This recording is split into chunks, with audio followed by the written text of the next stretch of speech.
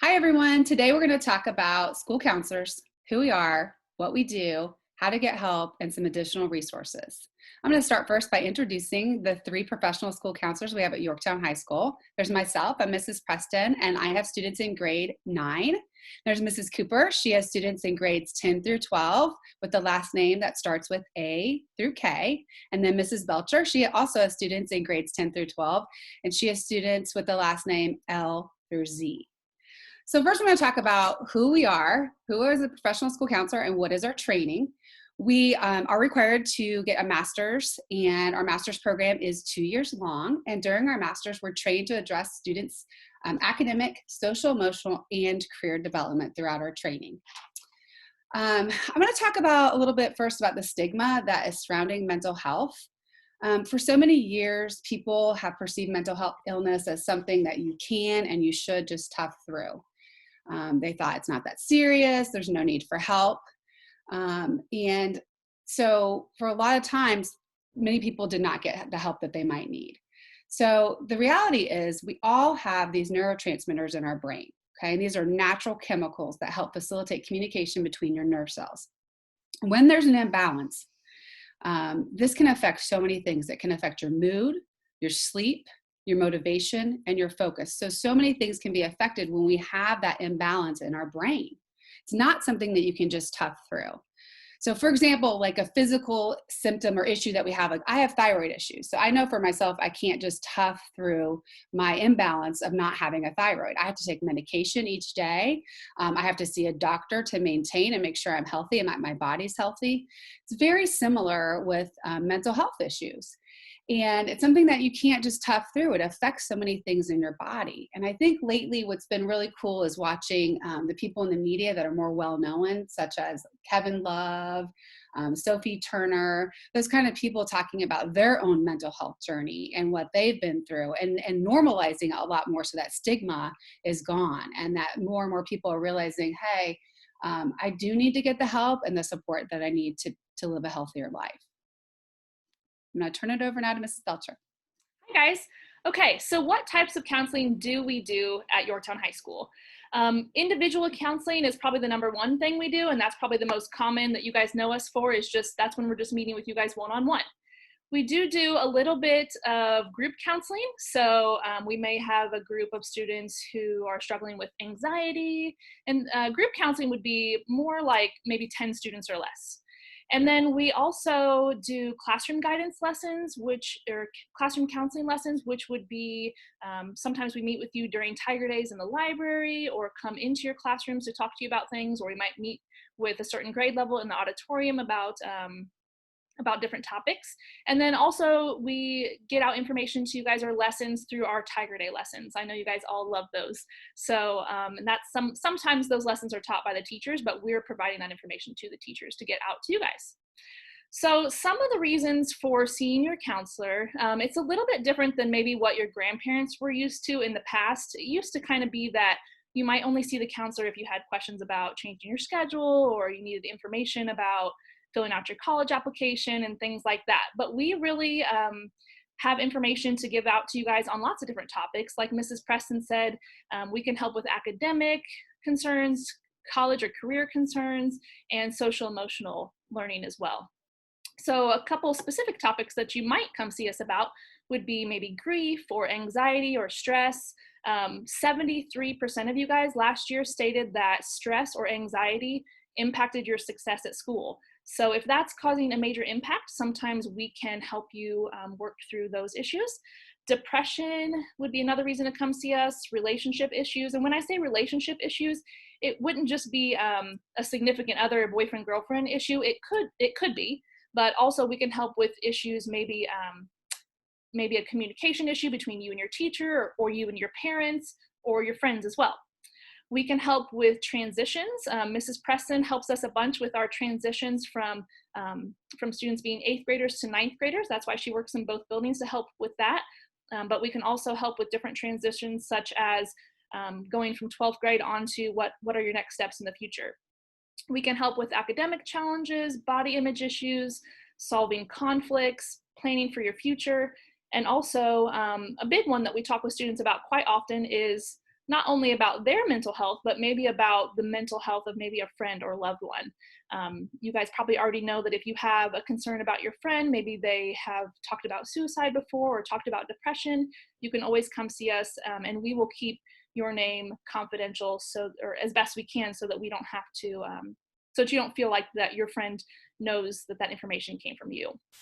So speaking of confidentiality rules, I'm not sure if everyone is aware of this, but as counselors, we have to follow confidentiality rules, which means that anything that you say to us stays between you and I, or you and your counselor, unless something is reported that someone is going to be in danger or going to be in harm. So if you do talk to us about a suicidal student, or you yourself say that you are suicidal or depressed, that can obviously be harmful, and so we do need to report that to someone.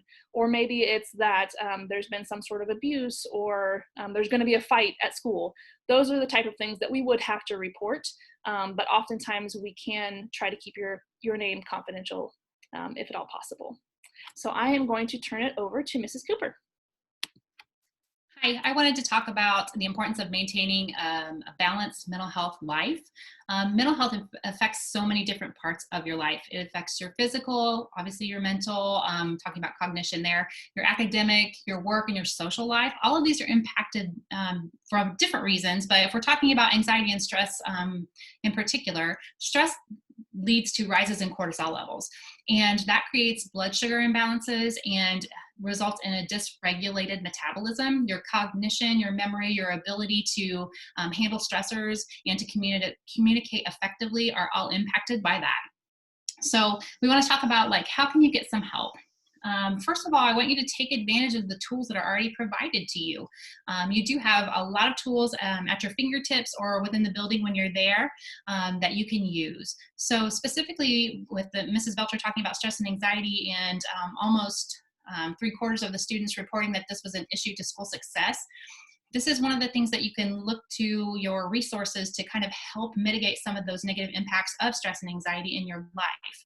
So as a result of you telling this information, we have implemented a few things to kind of help with stress and anxiety in the school setting. We've done some staff training, and we also have provided lessons and resources to you. The classroom activities and the Tiger Day lessons are part of that. I know that the Tiger Day lessons sometimes seem like no-brainers to you, but healthy habits take practice. So as you know, eating vegetables is better than eating flaming hot Cheetos, but that's a no-brainer, but do you actually practice that? If you're looking to decrease the negative impacts of stress, you must actively engage in the solution. So just like doing your classwork and your homework, and that helps you understand the material in your classroom, actively engaging in these lessons on stress and mental health can help mitigate the negative impacts of the issue.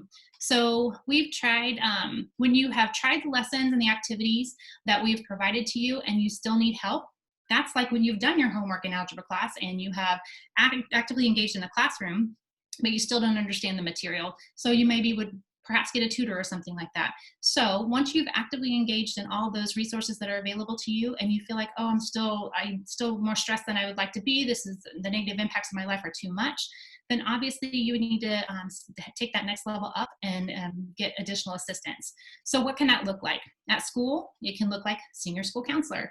So you can see your school counselor. We do what's called brief counseling typically in the school setting. So that is 15 to 20 minute sessions about 4 to 6 times for one issue. So if after that time is over, if you feel like, you know what, I still need additional assistance and I'm not able to do that at the school setting, then you can look outside of the school to get assistance. There are licensed mental health counselors out there. They are trained and they are master's level counselors, just like your school counselors are. Your school counselors are trained in academic, career, and social emotional interventions. A licensed mental health counselor is trained in social emotional interventions. So they would be specifically used for that. If you would like your academic and career information to be addressed as well, you could ask your licensed mental health counselor to collaborate with your school counselor. That's possible. You also have the option of seeing psychologists or psychiatrists. They are doctorate level. Psychologists are usually PsyDs or PhDs. Psychiatrists are typically MDs. They both can prescribe medication. They both can treat you for mental health concerns. You also could see your physician. They obviously are typically an MD or an OD. They can be seen and have, they can write prescriptions as well. You could see your religious leaders. They sometimes are trained in mental health practices. They typically do not they typically do not have the same type of training as counselors and psychologists, psychiatrists do. They are not regulated in the same way and licensed in the same way. So just know that when you're seeking out someone to help you with your mental health concerns.